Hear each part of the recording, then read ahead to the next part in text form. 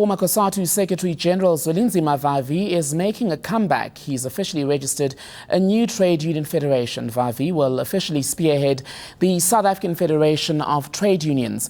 It will hold a congress next month to ratify the new name. The congress will be attended by 21 unions representing nearly 700,000 members.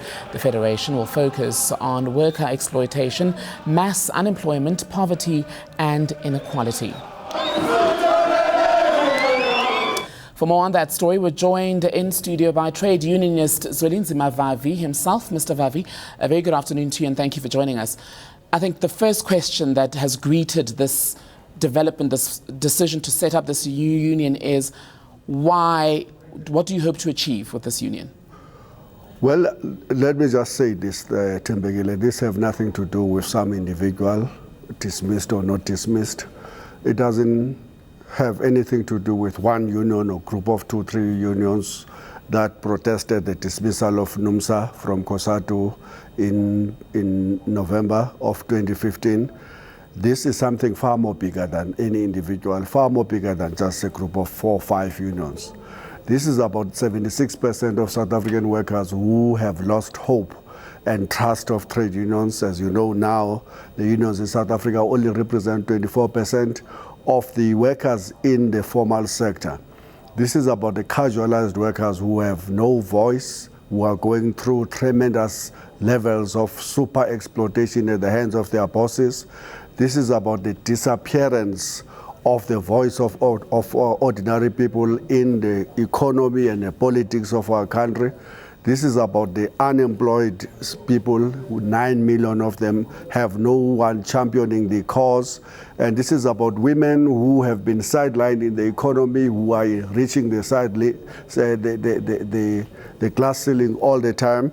And this is about their cause. This is about taking forward the plight of ordinary people. And this is about filling the vacuum that have been left by the unions that were supposed and liberation movements that were supposed to be championing the interest of ordinary people, who have completely forgotten about those interests as they chase positions for the sake of positions in factional battles inside the ruling alliance.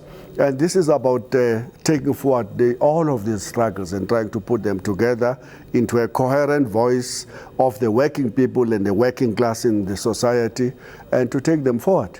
What you're saying is nothing new by way of trade unions and what they promise, but some are then asking, why aren't we focusing more on improving the existing trade unions, of which we are not in no short supply, instead of creating another union federation with the same promises that we've already heard?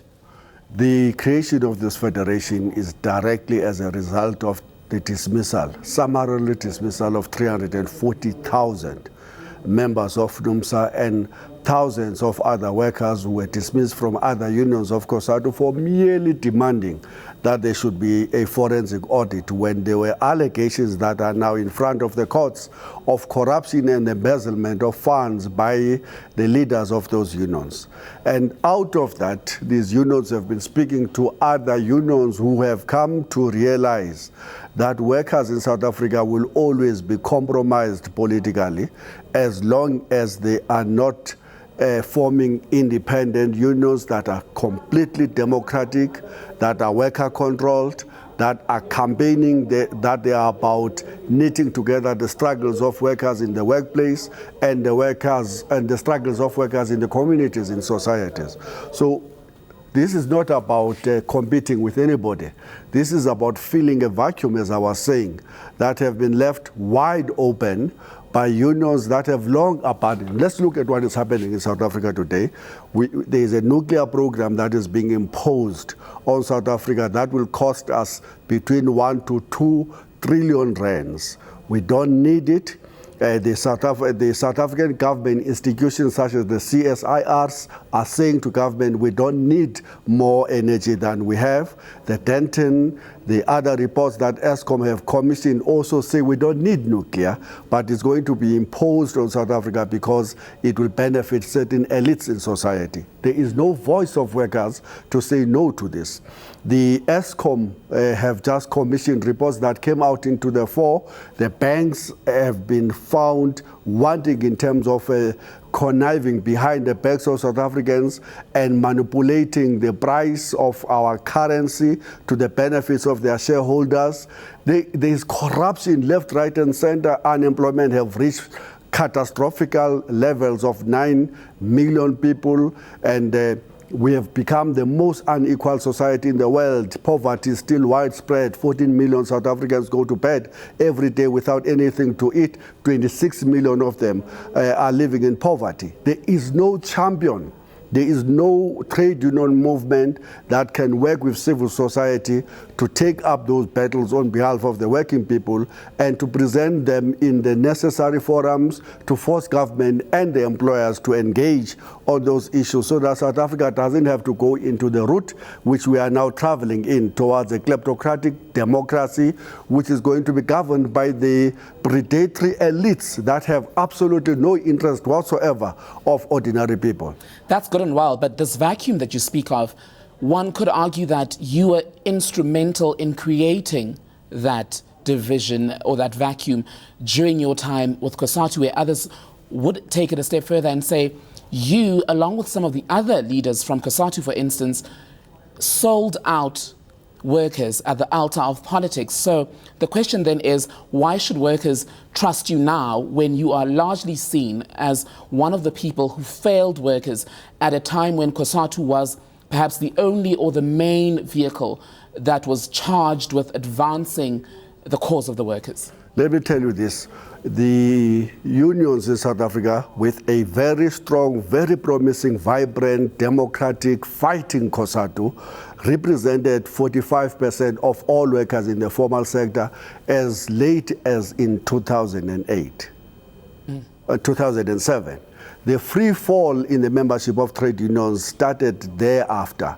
And that free fall also was epitomized by the Marikana, where workers left the biggest Cosatu union at the time in their thousands to form an AMCU or to join AMCU. Is epitomized by the workers in Ditwarens who on their own took up the battles where they were being paid 63 rands or so, and to the point that on their own they managed to increase that salary to 103 rands. But what makes the mistake, let me tell you, the mistake that we in that Federation Cosatu committed was to elevate somebody facing 783 charges, Jacob Zuma, and to make him, or to tell South Africa that this was going to be the champion of decent work, and this was going to be the champion of industrialization, of transformation of our economy away from the current domination by the mining, finance, and heavy chemicals complex into an economy that is going to rely on beneficiation that will stop hundreds and billions of rands leaving this economy. It was a serious error. As a result of that error, Cosatu is gone, the ANC is going, SSCP is gone, SANCO is gone, the student movement is gone. That is all aligned to the Congress movement.